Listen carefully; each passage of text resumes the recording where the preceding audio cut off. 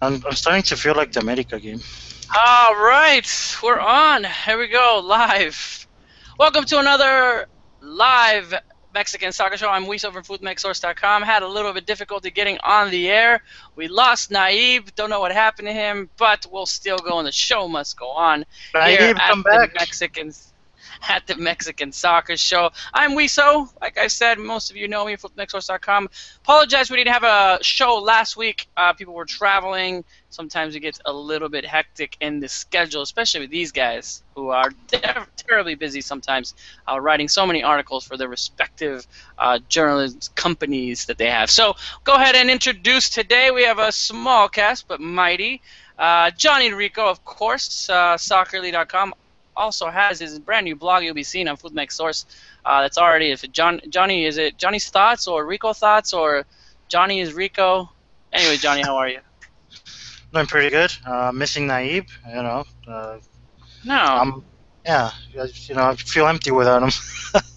Where is no, yeah, Naive? yeah, my, Naive, if you could, if you're, well, hold on a second. Naive, if you're watching us, join on the chat, and then we can at least see you there, or not, at least try to jump in anytime you want. You got the link. All right, sorry, Johnny, go ahead. yeah, por lo menos. So yeah, Yeah, I'll just, just living it up, writing about soccer every day. So yeah, soon, living it up. soon on Food Mex Source. That's the name of it, right? Yeah, I think so. I think something like that. All right, and obviously, haven't seen this guy around in a very long time. Johnny brought up a really good point. Cruz Azul wins, and Jason Markowitz is everywhere from Soccer Mexicana. Nice to have you on, Jason. How are you? I'm great. Yeah, Cruz Azul, they went into the tank, so I just, I curled up, like went into the fetal position, found a little hole in my basement, and I crawled in there, and I kind of just slowed all the body processes down, a true hibernation, and then I reemerged. I've come out glorious, just like Cruz Azul came out glorious over America, and I'm ready to look at this sport and talk about the sport once again, now that my team is not another embarrassment any longer, so I'm ready to go. All of a sudden. Obviously, all of a sudden coming up, big win for Jason's Cruz Azul. Obviously, many fans of the Máquina. So we'll be talking a little bit about that. But first, let's talk about El Tri. Let's get right into it. Finally, here comes the games. It just feels like I don't see a lot of people being so excited for this game, and not because it's Honduras or something. I just don't see the excitement around. It's like, yeah, Mexico's playing on Wednesday, but even though it is a FIFA date, it's not like we've played. I mean, we were playing Bolivia, and people were a little more excited. I don't know. How do you guys feel like the overall excitement on this game? It's definitely pretty low. I mean, like, I think it's just October, like we're coming off World Cup, we're coming off these games in September, we got the first taste, and now it's just like, I don't know, it feels like we just got over those last games and we're right back at it again. I'm excited, but I mean, it definitely is, it's tempered. I'm like really looking forward to more league matches. So, like, the team's coming back, okay, but it's bittersweet, I guess. So it's kind of, yeah, it is what it is. I feel like it's coming up, and obviously you get excited. Maybe it's a little too much for the fans. I don't know. And even the media, they're not covering it. I mean, the story today was that Pio Herrera and the team went to was it a police academy, Johnny? They went to go visit the federal police in their Mexico City headquarters. So yeah, good times for them.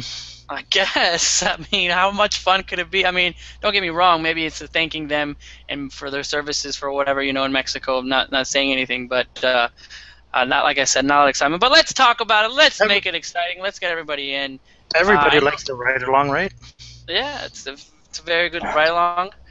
You only see the policia, especially in the U.S. You only see them, during their bad times or they're capturing someone or something like that. So let's go ahead and jump in. Obviously, the game. Let's make it exciting for the people. We do have viewers already on the chat. If you're following us, please make sure to sign in and chat with us. Ask us questions. We'll definitely take your comments and stuff like that. I know it's Monday, and I know there's Monday Night Football, but we like to call ours Monday Night Football here at Mexican Soccer Show. So we'll go ahead and take your comments and questions for us. I know it's a small group, but hopefully we can answer them with the knowledge we have. All right, so let's talk about obviously the list and that came out. Not a lot of surprises, but obviously Gata and Ponchito were the novedades for Mexico, and I mean, not a lot of drama. Like I said, maybe it was because a lot of people are either not interested or there wasn't a lot of hoopla in of it. But we'll go ahead and go through that. Let's go through it right now with the goalies. Obviously, Guillermo Ochoa and Alfredo Talavera. Anything on? I guess there was a little bit of drama about Corona not joining up.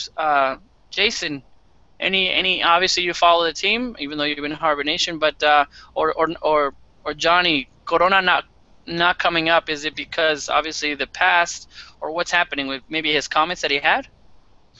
I don't know. I honestly, I don't see Corona as part of this new process. I think between Guillermo Ochoa and Jesus Corona, I think it was obvious who Piojo Herrera chose, and I think Corona, while not making it public, has decided to step aside. Yeah, was it maybe because of the comments that they're making, obviously, right after the World Cup, and making them, they come to light? Jason, I mean, obviously watched Cruz Azul a lot. Is it the performance, do you say? I don't think he hasn't been at his best over the past, 4 or 5 months, I wouldn't say, but like at the same time, I think, there's probably a little bit more to the kind of that like public little spat that Herrera and Corona had, and then at the same time, like it's just it's not really like they have to have Corona there. Like you have so many goalkeepers, you have Ochoa as the number one man, and Talavera, like there's not like a massive gap between Corona and Talavera either. So like pulling Talavera in it's no loss. So I mean, I don't think it really means anything for Corona going forward, but certainly he's not the number one choice. So you could kind of see where pulling Talavera and where they're going to start pulling in other goalkeepers probably going into the next call-ups, I'd imagine as well. I think it'd be a big slap in the face I guess not slap in the face, but if we had 3 keepers that were called up, let's say the third keeper was somebody else, and Corona would be in it. I still say in this, building phase, I think Moises Munoz deserves a call-up. Yeah, I think it would be more of a goodbye Corona if there were 3 keepers. Decide not to have one. We'll see where that goes. So let's talk about defense overall.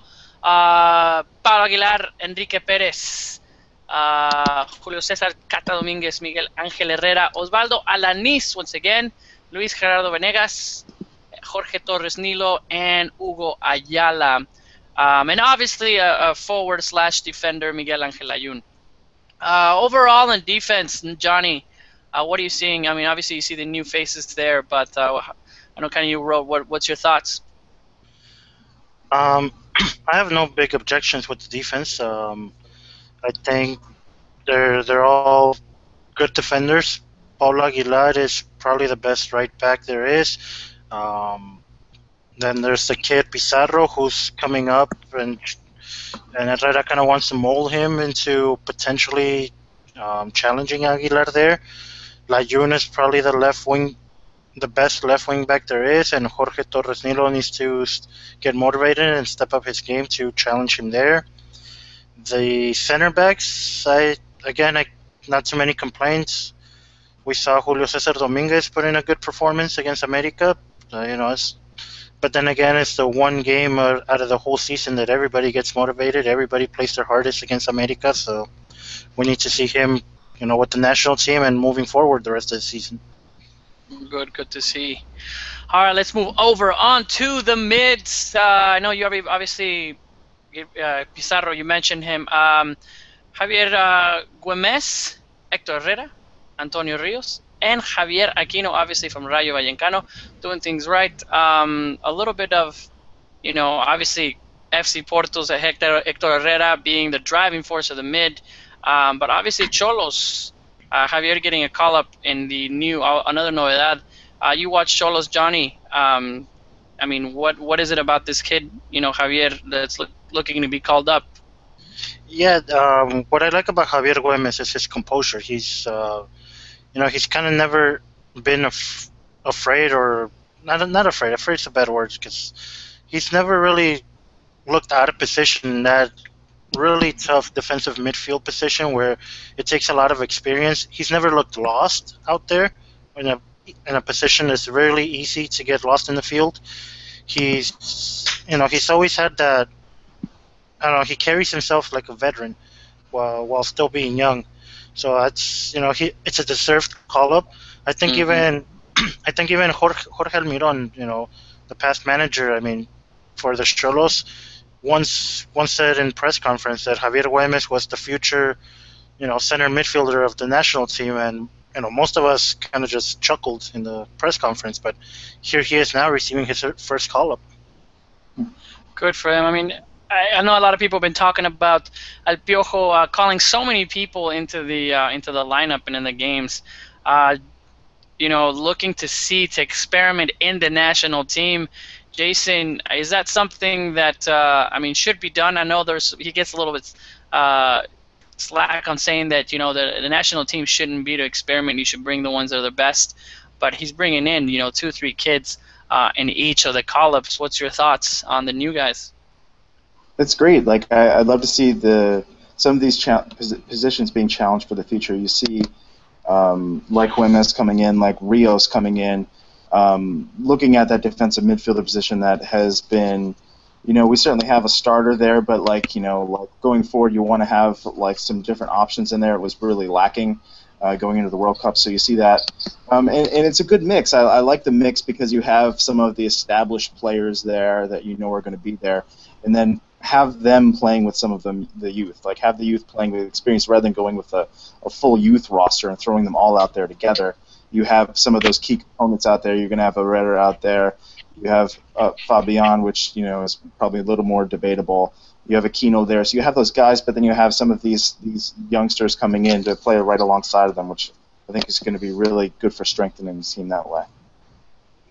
Yeah, and something that, it's all over the world. I think people always bring in, there's always these statistics of coaches bringing in new people, and a lot of people, for El Tri, make sure they're earning it. They're not just to experiment, but that's the whole point of friendlies, I think. That's the whole point to get everybody to, and especially so many that Mexico has to, and it's not it's in Mexico, so it's not like these players are coming out and taking so much out of them. So good to hear, especially on the analysis.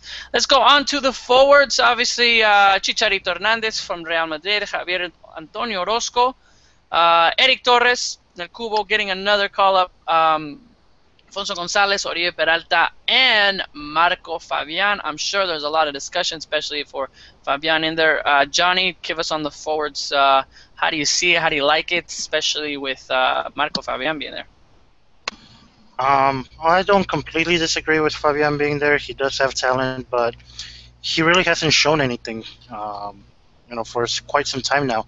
Cruz Azul, up to before this weekend, they were in a bit of a trouble in the lower part of the table. They've been getting beat by Central American teams in CONCACAF Champions League, and a lot has to do with the lack of productivity that Fabian and Joao Rojas has been doing. So. Well, everybody's getting beat by Central American teams. Not America. Didn't they get beat by from Costa Rica last? Was it last? No, that's so last year. Yeah. See, I gotcha. All right. Well, obviously Marco Fabian, but tell us, obviously, Oribe Peralta getting the call-up, who hasn't really has done anything with the national team. So, I guess my question is, how much does be in the past, obviously doing well for the national team? Because I'm looking at Marco Fabian, and Oribe Peralta still not doing anything relevant with the national team for a while, but obviously getting that leadership in. Cubo Torres getting another call-up, it's something that everybody's been, I think, especially positive for him and coming in and still scoring and what he's doing. Is there anybody that was left out that you guys might think, Jason or Johnny? I think that's everyone kind of famous. Should we get him a game? Pulido. Maybe he should play. I don't know. Pulido, nice. Soccer? Overall, I Sorry, think. who? I thought we were talking about soccer players. Hey, Pulido, a professional life. No. You need to be getting paid to be a professional. I don't think he's getting paid. You're right. You are correct. So overall, guys, on the list, I don't know. Like I said, I think people are just. I do have. I don't know about missing, but Go ahead, Johnny. So yeah, Marco Fabian. He's kind of a borderline. He should be. He shouldn't be in the list. But I do have one that should 100% not be on the list, and that's Javier Orozco. I don't think he's ready for the national team. He does have potential, and I think he needs to develop that potential and show some consistency with his club, which I don't think he has ever done. And I think Piojo Herrera is throwing him out there a little too soon. Because so why is it, in your opinion, did he get called? I mean, because he's another forward that another option at forward, not a good option by any means, but he's another option. And I think we're feeling just gaps. I think that's what he was doing, especially with the forwards in Europe that cannot come. And just, is there anybody else that can? I mean, who else are we're gonna call? I know that he gave him a shot and didn't do it, but maybe just telling him, hey, here's another shot for some of the talent that he has. But go ahead, Johnny. I'm just. I respect so he had a disaster last time he was out there. And so I respect bringing him back for that reason, but at the same time, he really shouldn't have been in the last roster to begin with, because he's just he's a decent player. I don't think he has potential that he could live up to. I think he's 26-year-old. He's a 26-year-old. He is who he is at this point. And he's a decent Liga MX striker at best. And but I thought that he was doing things. I mean, the Oribe Peralta spot, and at least in the beginning, from what everyone was saying before he got called up, that he deserved it. The fact that he took on that role, and that Peralta obviously left. It's at Santos. It has all been Darwin Quintero since Peralta left, and maybe Andres Renteria. Sometimes even Orozco gets left on the bench. I mean, that's. He's never shown that consistency at club level. I agree with Jason. He shouldn't have been in the last call-up list. I don't. And the thing is, I see slight potential in him, that he can probably be a late bloomer like Peralta. But right now, what Herrera's doing, the danger that he's doing by throwing him out there when he's not ready, is he's burning him out. Even if he does develop in the future into a half-decent forward, everybody's already going to be with the failure at national team level that he's leaving behind now. Yeah, but he's 26. He's not 17 years old, so I know that he's not ready, but he's 26 years old. He should be if he has the qualities to do so. And I'm sure the good thing about El Tri, you can come back. You're performing. You're able to come back, and we've seen that countless times.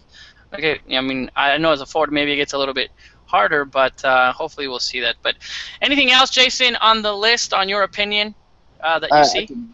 I'll dive into the Fabian topic a bit. I also I like seeing him out there. I know he's kind of been a bit crap over the past couple months, and but I like the consistency. I think to discount I think one of the problems of the Chepo tenure, and with all the turnover of coaches and bringing in new players every time to try to fix the problem, it was just looking whatever player seemed to be hot for the past month or something, whoever scored a couple goals was added to the roster. So I like just some consistency in the players.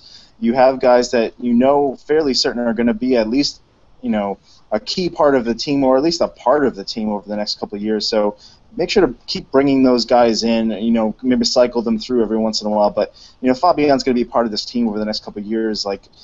If he's going through a bad spell, don't, send him away to bring in someone else, because these aren't things you absolutely need a result on. It's a friendly, keep him in the mix. It makes a lot of sense, even though he's been a bit crap. Yeah. And it's, we all know what Fabian can do and the talent that he has. So I think we'll see how it plays out. The list, like I said, very I don't really have that many problems. It's not like there's somebody missing. I am seeing a lot, obviously more that with Piojo is that giving some other players, if he sees that, I don't know, something that we haven't seen before, and I don't know your thoughts on this. For example, Raul Jimenez, who's playing, either not asked to be called, but Piojo not making a big deal out of it, saying, you know what, focus on your team. What do you think about the non-Europeos that did not get called? I think something positive. The European players don't need to be making the long trip to this side of the world for a game against Honduras and Panama in Chiapas and Querétaro in the middle of October. It really makes no sense. But they're FIFA dates. I mean, aren't they with the FIFA dates that we should have? When is Mexico going to see their star players over Europe? I mean, all over the world they do it. I know they don't just go. I mean, think about Brazil and Argentina. They don't bring in their Europeos for their FIFA. They have no one when they're playing down, in.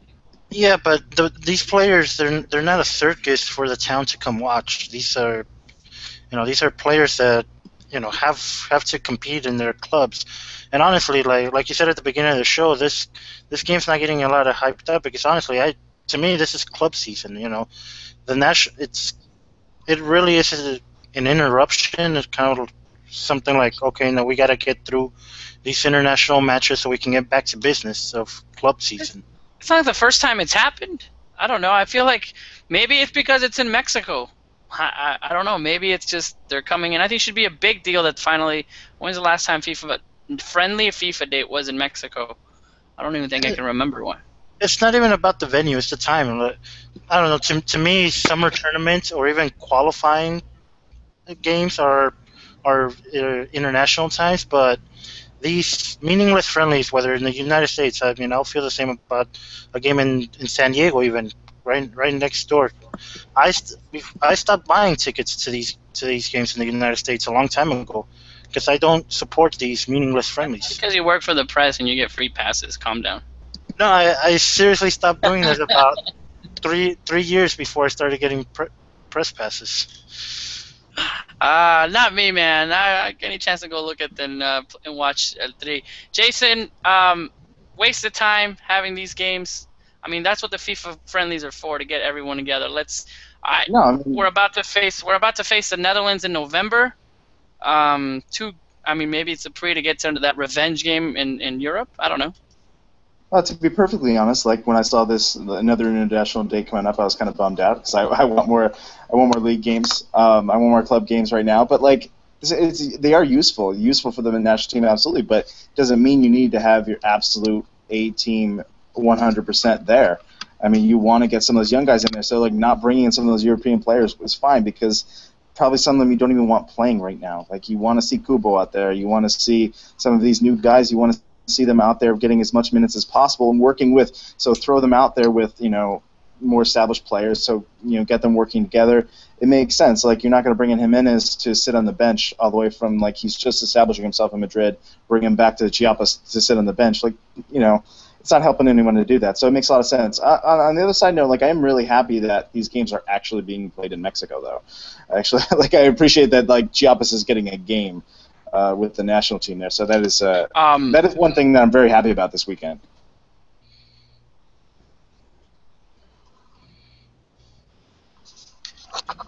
Good. Obviously, yeah. Like definitely a change, especially where we can be at. We'll see how the home crowd goes in, especially in Querétaro, getting a lot of press because of Ronaldinho obviously joining.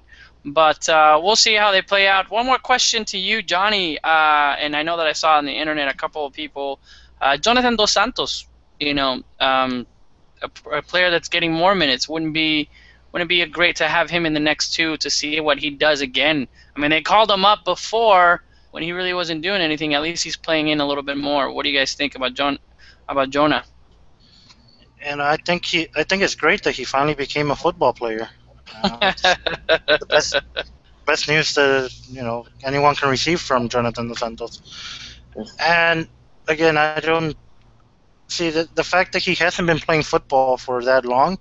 It's kind of hard. It really makes it really hard for anybody to judge. judge him. Whoever can give a certain opinion on Jonathan Dos Santos is probably making it up because there's not enough Yeah. Jonathan Dos Santos game to have watched to make an honest opinion of him. Exactly. I agree 100%. Yeah. So by that consensus, I mean having it. By that consensus, having him in the national team is probably not a good idea yet. I mean, we still have a while. What about the European friendlies coming up? He's there. Yeah, I don't disagree with not calling him up. I mean, Javier Güemes is a player who I've seen countless times in Liga MX, and I've never seen him at national team level. That doesn't mean he won't do good. So it's I put him in the same. I put Jonathan Dos Santos in the same boat as Javier Güemes. Throw him out there. Let's see what he's got. Because we still haven't seen anything from him. Except a lot of selfies on Instagram for sure. Make sure you follow. Uses great. I'm a little filters, more anti Jonathan Dos Santos. Like, I'd rather see him. I just want to see more time because, like, we could throw him out there for one game and then judge him off of one game what he does with the national team. But that's kind of crap. Like, that's not really a fair assessment of what who he is as a player. So, like, let's we have a long process ahead of us. Like, give it like 6 months of playing time, see what he actually does on the field over an extended period of time, and let's assess this player as he plays on the field, and then look at, okay, is he national team caliber or not just his name and where he plays and stuff like that. So over time, I'd like to see it, but right now or like coming up next month, like I don't think that would be. I wouldn't like it. Yeah. Well, good. Obviously, we're getting all in. Well, we'll see what it can obviously happen in the call-ups, and obviously all the Europeos that are there. Let's switch it up. Let's see what's going on in the chat. Obviously, we already have our regulars here that are there. Naib is not with us, but he is on the chat chatting with everybody. So Naib, no, you can't join us for some reasons. There's some problems with the Google Hangouts, but we definitely we're listening to you, and we're agreeing. He obviously is chatting with everyone on the chat. Let's see what we have here.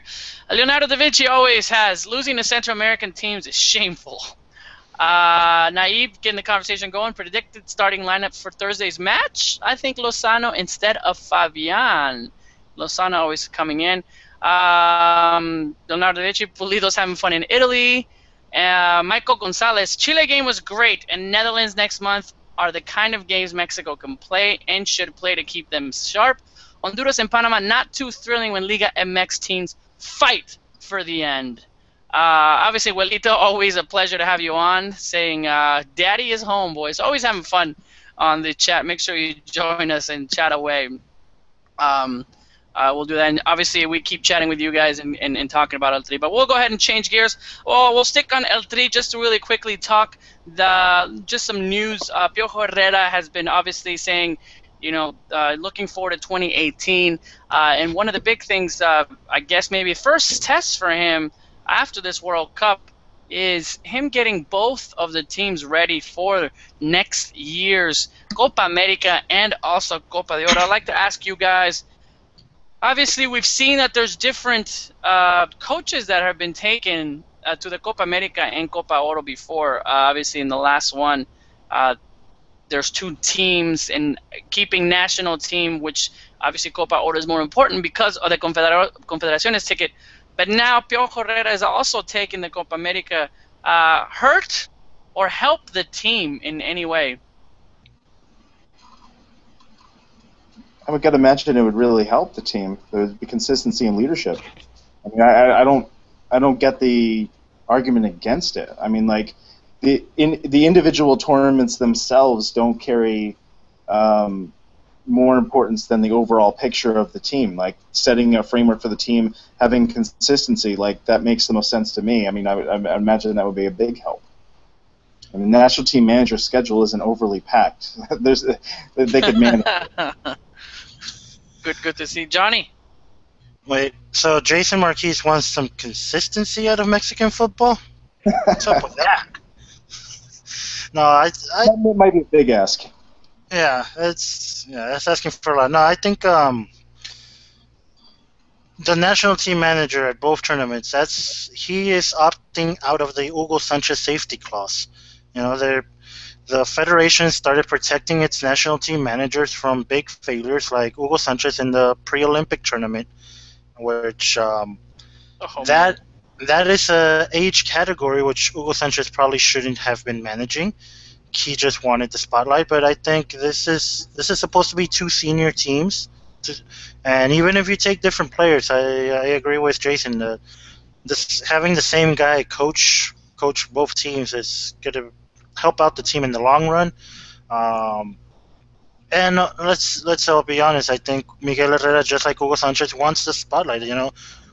Who in their right mind who loves the spotlight is going to give up a Copa America? Yeah.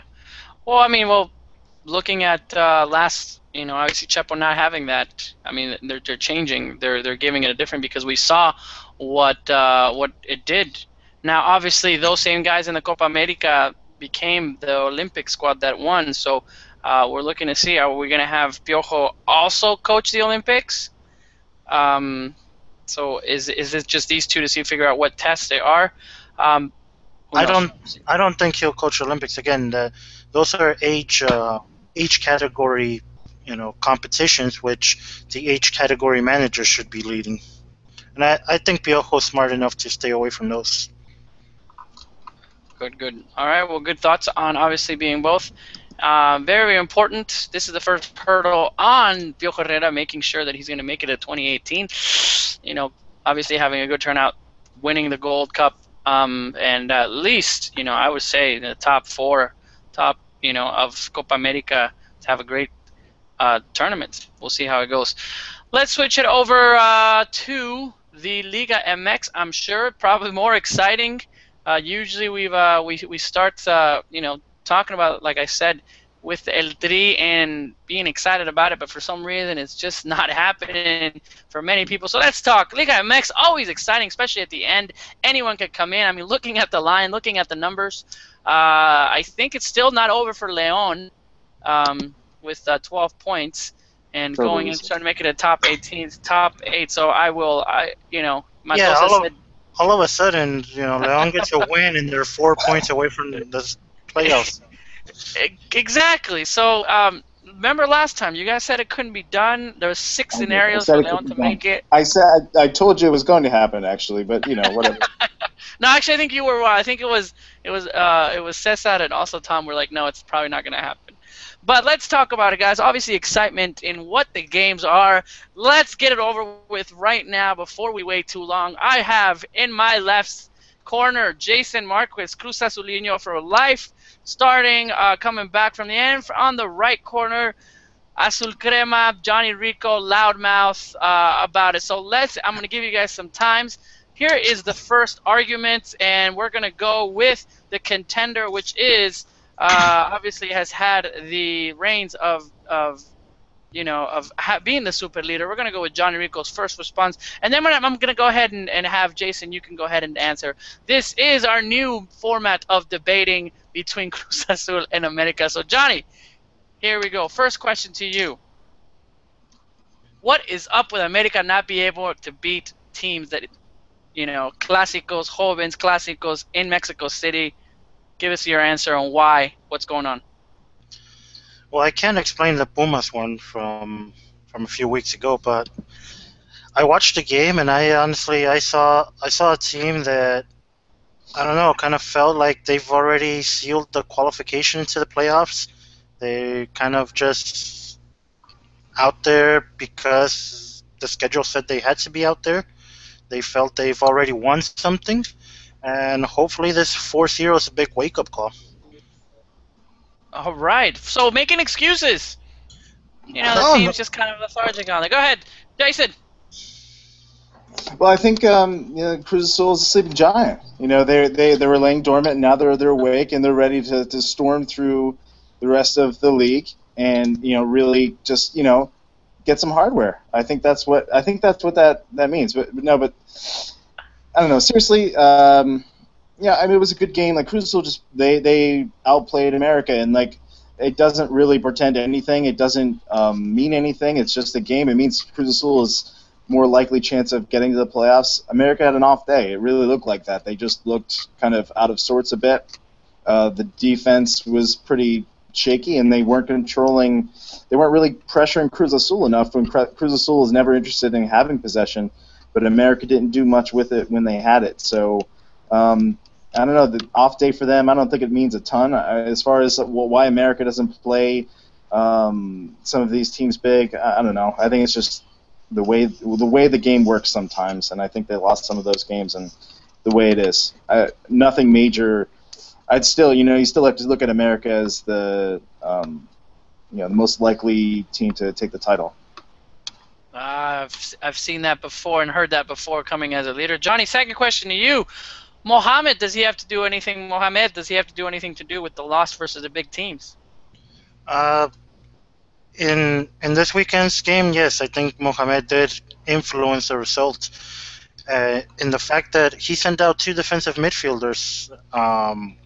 He had been playing with one defensive mid up to now, and he took off Osvaldo Martinez, which I'm very pleased with. I'm not a big fan of Osvaldo Martinez, but he replaced him with Daniel Guerrero, and he paired Daniel Guerrero with Jesus Molina, both defensive-minded people in the mid, and that kind of stopped America's flow towards the offensive players. And when you mess with a winning formula, that's things like that happen. Nice. Jason, did it surprise you to see, obviously, Cruz Azul? I mean, even the first goal, the fluidity of the play, the passes, the vision on it. Was it surprising? Did it awake them because they're going against America? That first goal surprised me more than anything, and it had nothing to do with America, but it had everything to do with the last two players that touched that ball. Formica, who's been an absolute dumpster fire this entire season, with an absolute just beautiful pass onto Pavone, and Pavone, El Tanque, who I'm not sure exactly what his qualities are as a soccer player. There aren't a ton of them, but he took that ball and just beautiful volley, just struck it in. That sequence just blew my mind. Amazing. So there was something in the water. There was something going on with those guys tonight. I hope it means something going forward. I hope, we see, because Pavone was the man of that match. He was all over the place, and he was killing it up there. Now, America was pretty shaky in defense, but, you don't see play out of Pavone like that very often. So I hope that means something in the future. I hope we see more out of Formica going forward, and that could really something. The last two goals, it's all because of the score line and the late score. I mean, this, it certainly wasn't a 4-0 match in reality of the way the game played out, but it was. Always so humble.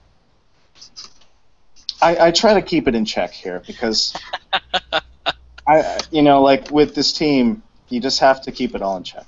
If my team would have won 4-0, I would not be keeping anything in check. And that's just the difference between Johnny and Jason. Here. It's there are deep emotional scars that we're dealing with. I really just need to tread lightly in some areas. I've eaten my own words plenty of times. It's going to happen again. I'm probably going to talk a big game. Even now, America took a 4-0 beating, and I'm still sitting here wearing a yellow shirt, not by coincidence, mind you. Talking a big game because we're still in the top of the league, so I'm sure it'll happen again. Oh, this is going to be great coming into the Liga. Let's talk about any other news in Liga MX. Leones Negros also looking like a team that, I feel like these teams get inspired to do something and they finally do it and then they just kind of went off. Let's talk Leones Negros, obviously getting. Can we talk about the other Guadalajara team? Sure. I think actually, yeah, March we were on and that's. I see the chat right now in the YouTube page. What's going on in the chat? Oh, people want to talk about Chivas. And you know what? Looking at the chat. Yeah, honestly, Go ahead. after this discussion about my team losing 4-0, nothing would please me more right now than to talk about Chivas. Take it away, Johnny. Well, Chivas a defender. Well, I actually my weekly Johnny Rico events that comes out every Monday, Football Rico. I asked the question: Who's in a worse position right now, Chivas or Chivas USA? I want to hear your thoughts first, Jason. Chivas USA is in a pretty bad spot. Like Chivas, like they're in a bad. Chivas is in a bad place, but I mean, like I still don't think they're going to get relegated. They're still far away from that. So Chivas USA is pretty much just going away. So I mean, that's worse. Well, how about you? So Chivas USA worse off than Chivas Guadalajara, or the other way around? For fans, I mean, your team just leaving. I mean, you don't have a team. I think it's pretty bad for Chivas USA. And just kind of like Jason, I really don't think Chivas is going to go down. Even if they were last, something's going to happen that Chivas will not, I mean, descend. It's not going to happen. So I think Chivas fans can at least have another horrible season, maybe 2, 3 before something really happened. And then they'll move the format or the relegation format. There's no way Chivas is going to descend. But I've said there was no way Mexico is not going to make it to the World Cup, and we were really close not to. So anything, I guess, can happen. But Johnny, go ahead. This is the spotlight of the Chivas rant for Johnny Rico. All right. Well, I went on to say that both Chivas USA got a death sentence from a cancer they had, and it's right now the same cancer that Chivas Guadalajara are fighting against, and that cancer is called Jorge Vergara. So yeah, Chivas USA got a death sentence. They're gonna disappear, but the worst of it is done for Chivas USA. There's no more struggling, no more. They can truly rest in peace. Chivas, on the other hand, are sentenced to a life of misery under Jorge Vergara, and that misery is just going to continue and continue and continue. So, at the end of the day, I'm saying Chivas Guadalajara are worse off with the life sentence of misery than Chivas USA with their death sentence. So dramatic in the Mexican soccer show. I like it. I know we had. But like the body's strong. The body is stronger with the Chivas Guadalajara. They if they could take out the tumor, they still might live. Where Chivas USA. But the thing is, it's up to the tumor if he wants to leave or not. If he wants to sell the team to somebody else or not. It's up to the tumor's wife. Yeah. Well, and another thing. Okay, Chivas USA they'll survive this season because there's no relegation this season. They might survive the Clausura 2015 because of Leones Negros, but after that, they're losing. After that, I saw the numbers, and they're going to lose a season where they finished in 8th place. The last time they made the Liguilla, which was under Van Schaep, they're going to lose that season off of their percentage. So they're going to be, in a year from now, they're going to be in an even worse position than they are right now. I mean, and that's when the real possibility of Chivas being relegated is going to come into play. Right now, other teams might save them, but give it a year, and I don't think even the newly promoted teams will be capable of saving Chivas. We'll see what happens, but I really doubt that Chivas is going to get it. Obviously, I mean, you get Chivas, they win, and they can still make it. Can't they? Aren't they mathematically still can make it to the top 8? I mean, everything is so close. Just looking at the standings, I mean, Chivas has 10 points. But top 8 that doesn't matter if, let's say, Leones Negros with their versatile percentage, they win 3 more games. Leones Negros, they're way over Chivas, whether Chivas makes the playoffs or not. And so Chivas are going to lose a 23-point season from their percentage in a year from now. Harsh words for the Chivas fans that are on there or looking at that. This is what happens. I think coming out in the spring, though, and really putting together like at least a mediocre season and getting some points, like with a real. I mean, getting into the next season, the pressure being really on, and I could see them like scrounging up some points. And they're certainly not going to come out as anywhere near really impressive, but I could see them getting some points with all that pressure on them, and getting into a better position going into next year. And now Chepo de la Torre. Well, Chepo de la Torre, he's rumored to be the next coach, but the guy who coached on Sunday against Atlas, he has some strong words to say about one of his players. I don't know if you guys caught his statements after the game. He pulled out Angel Reina at halftime because he wasn't Yeah. running. And you know what? That's when things are. That's when you know a team is really bad, and that's not the formula to fix things. There are teams that are doing bad, but their players are giving it all they got to better the situation. And even if they don't, they gave it their all. This team looks defeated before matches even start. Yeah, I definitely agree, especially something that's going on. Obviously Chepo de la Torre coming in. Finally, Chepo will be back. I think he will obviously make it, but like I said, I think it's too much for Chivas to fail that miserably of being relegated as much as America's fans would like it. So we'll see where that goes. One thing we know about Chepo is that he is unmercifully stubborn, Yeah. and we could use maybe. I think Chivas probably use a little bit of that. They could use someone to come in and has an idea, and this is what we're going to do, and execute the plan. He's not going to have time to execute that plan, but if he at least comes in there with a clear idea, this is what I want to do, this is how I want to do it. I could see having some not bottom of the table success, if you want to call that success.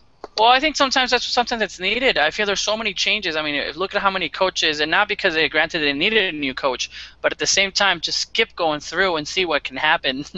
Obviously, we saw what happened in the national team, but it's got to work for Chepo sometime. So maybe it's going to work for Chivas.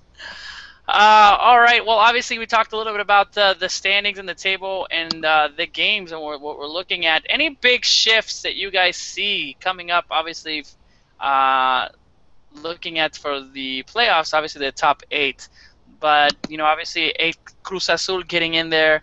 The top 8 looking like America, Atlas, Monterrey, Toluca, Tigres, Pachuca, Santos, and Cruz Azul. With 16 points, 15-point teams: Querétaro, Pumas, Chiapas, and that's it. 13 points for Tijuana, León with 12, Puebla 12, Veracruz, and obviously everyone else under 10 points. But we have at least 6 teams that are ready to make at least the top 8. Any new surprises or anybody that you guys see that could sneak in or anybody that can fall off? Santos, I worry about. They're so up and down. I don't know what to expect from them week to week, and I could see them easily kind of plummeting toward the end here. Other than that, I think the top is pretty solid. Johnny? I think Querétaro, Chiapas, they're gonna be fighting for a playoff position. Chiapas, they kind of falling into some really bad form lately. Querétaro, if they can get things sorted out and start understanding each other now with Ronaldinho in the field, they were a really good team before Ronaldinho got there. So if they could probably make the playoffs despite the fact that Ronaldinho's there. And one very positive surprise is Atlas. I'm still very impressed with the season Atlas is having. I'm very impressed with how Tomás Boy is managing. He's a little quieter than the last time he was at Atlas and got him to a second place finish in the league table. But it's one hell of a season they're having, and they definitely are the Guadalajara team at the moment.